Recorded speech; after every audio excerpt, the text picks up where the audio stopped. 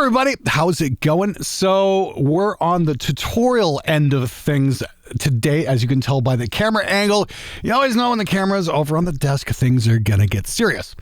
Anyway, it's a tutorial slash demo. I want to show you guys this new toy from AiX DSP. Now, these guys have been a frequent sponsor on the show. You guys have seen me do stuff with them with the drum EQ and the Intuition compressor, not to mention the multiband gate. And they give me some pretty damn interesting results. I mean, when it comes to full mixes, here's a completely in the box with AiX processing on the drums. Everything but the drum reverb is AiX.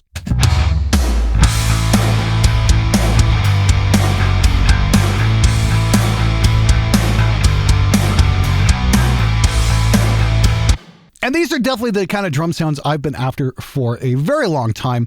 And thanks to AiX, I'm now getting them. So I'm proud to partner with these guys on a number of things I think would be really cool for you guys to check out and could probably help you with your own home recordings. Now, the focus of today's video is the Note EQ.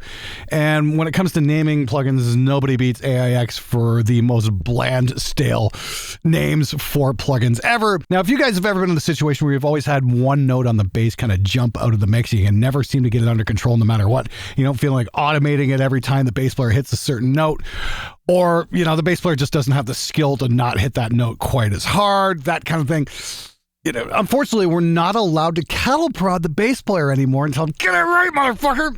We just can't do that anymore. We have to be sensitive and all that bullshit. Unfortunately, the guys at AiX came up with a solution, the aforementioned named Note EQ. Personally, I would have preferred the bass player cattle prod preventer, but okay, whatever, we'll go with the Note EQ. Now, if we just zoom in here, what we get is an EQ that at first glance, everyone is going, what the hell is this?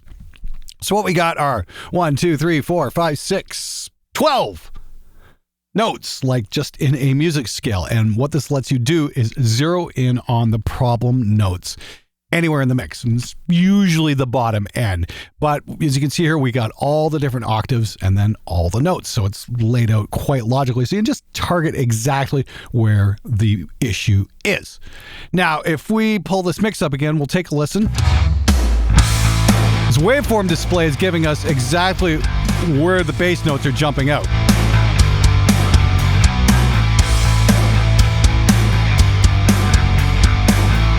I'm really happy with it here, but I'm concerned with the chorus.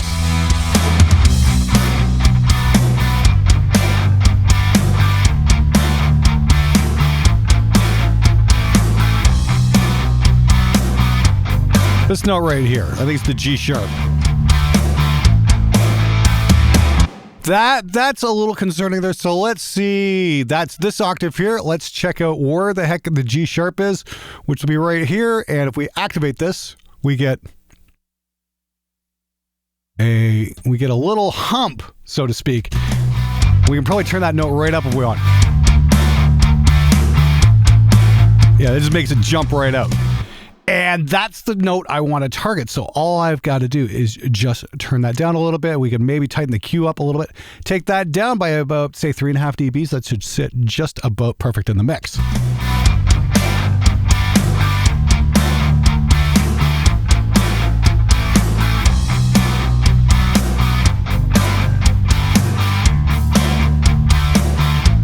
And this note here, I think that looks to be a D. I love this little display here. It tells us what note we're at. I think the D could actually come up just a tiny bit there. Let's pull that up and let's see what we get. We'll narrow this Q a little bit and just bring that D up. Let's see what we get.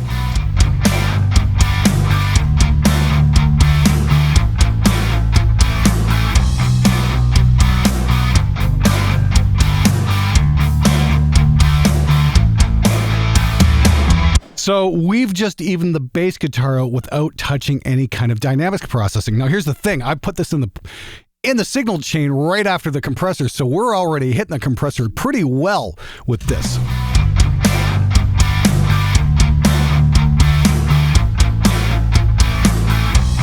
And that's John Suki on the bass here. John did a fantastic job with the bass guitar. Normally, this is something I wouldn't even touch, but this is just like ultra fine tuning at this point. But if you've got a situation where you've got an amateur on bass, which I know a lot of us do, this can be a total lifesaver. Now, what's really cool is that we can use this dynamically as well. If we go into D mode here and here, we'll pull the threshold down on both these. We'll see what happens.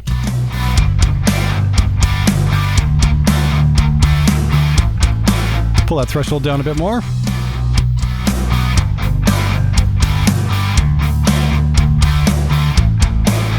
And that's the wrong octave. Maybe we want to expand that. Let's see what's going on. Here's what we want. Let's pull.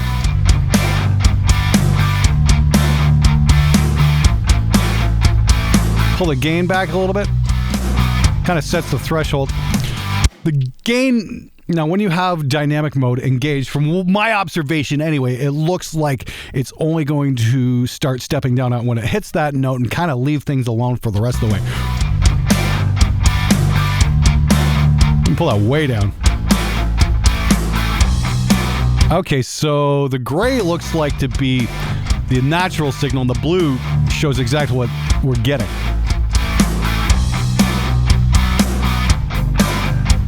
That's super cool and completely unnecessary in this mix here.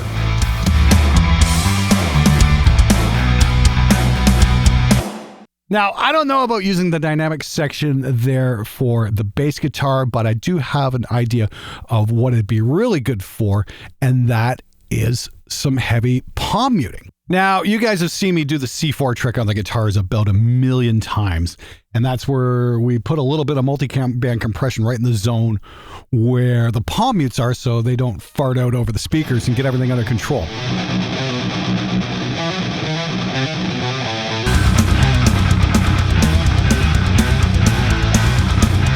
Here's a mix I did a couple weeks back for the Sigma demo, and I've thrown the Note EQ into place as well, and we're just going to take a look and see what it's doing here on the guitars.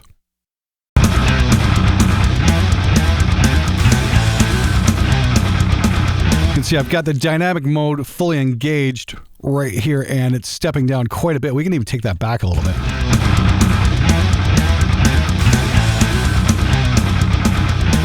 And that's just to get those palm mutes under control like you would on a C4 or any other multi-band compressor. But we're not targeting such a wide range of frequencies. We are just targeting the one single note. We can do the exact same thing for the next several notes if we want. But this gives us much more control over what's going on. It allows us to really pick and choose exactly where we want to see changes made.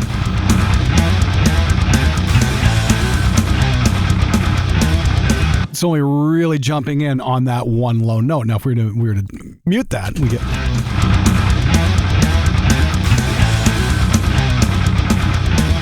It's not really making that huge of a difference here. It's basically because it's a very well-balanced sound and it was very well performed by Mr. Eric Arco. Let's solo this up and take a quick listen here. So we'll take a listen to exactly what note we're targeting. Now, right where the mud is.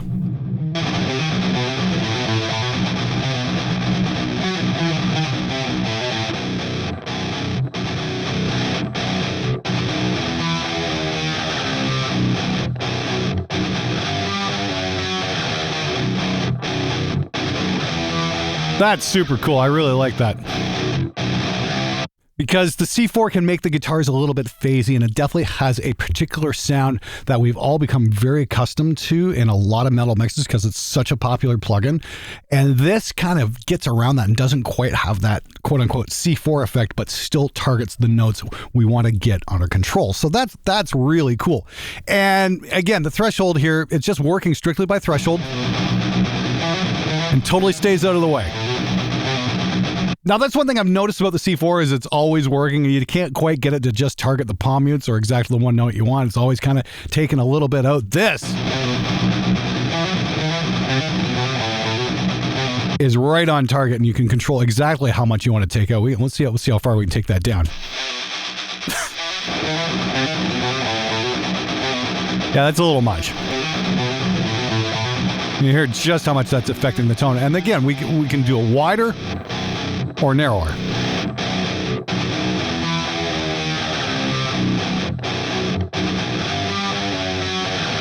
Now that makes me wonder. I wonder how well that works in the higher octaves, right, say in the 4K region. Let's take a listen here. Right on the E there. I think we make that a little less quacky. Let's tighten up the Q a little bit and see what we get here. Let's boost that.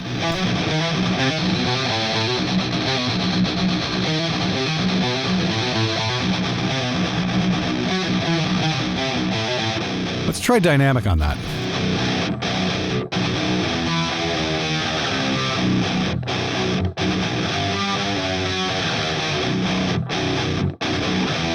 Okay, that was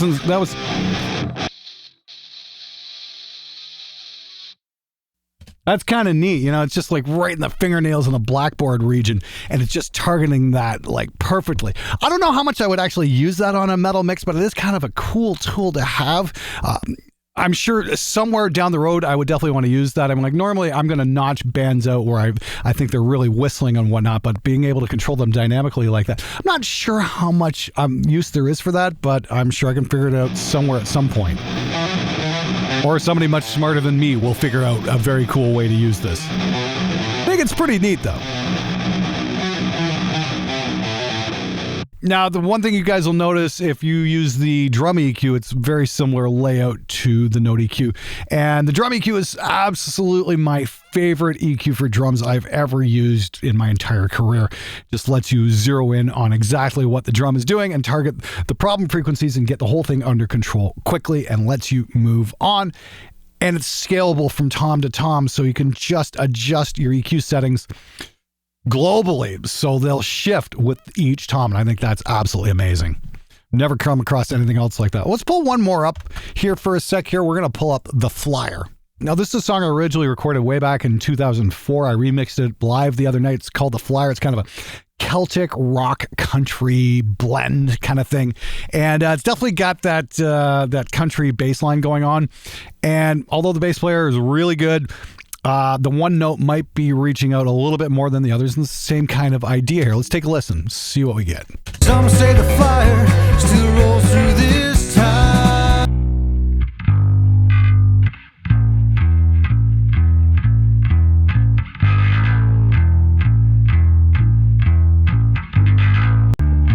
This is what I love, is that it just points exactly where the notes are, and it's super easy to pick out exactly where the problem spots might be. So we're going to mute this out here. Take a quick listen. This note right here, that's the G sharp. Pull that back a bit.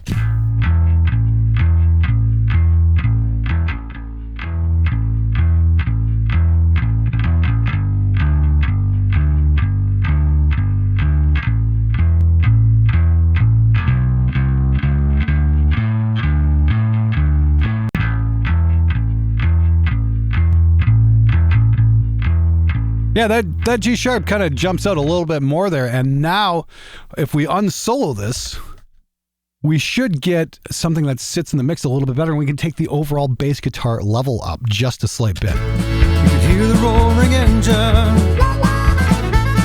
across 100 miles. The smoke along the tree line will soon fade out of sight. Not exactly great headbanging material, but I do appreciate a good performance from some fantastic musicians. That project was a lot of fun to do. So that's the AIX Note EQ. It's pretty simple. I love the fact that it lets you just target problem spots in a mix and get them under control quickly so you can move on and get the rest of your mix finished. I think that's super cool. AIX has yet to make a bad plugin, in my opinion. Like I said, I think their drum stuff is just second to none when it comes to actually getting amazing sounds. I've been absolutely thrilled with their drum plugins, and it's the first thing I reach for when I'm doing a mix these days. So yeah, there's something to be said for that. So if you've got a problem with bass guitar and the notes jumping out in certain spots of your mix and it's just driving you fucking crazy, I'd say check out the AIX Note EQ. It's probably just the exact thing you are looking for. I'll have some links in the description below. Thanks for watching. If you found the video useful, as always, hit that fucking subscribe button because it goes a long way into helping out the show. Anyway, I'll see you guys on Friday for viewers' comments. Till then, stay home, wash your hands. Take care.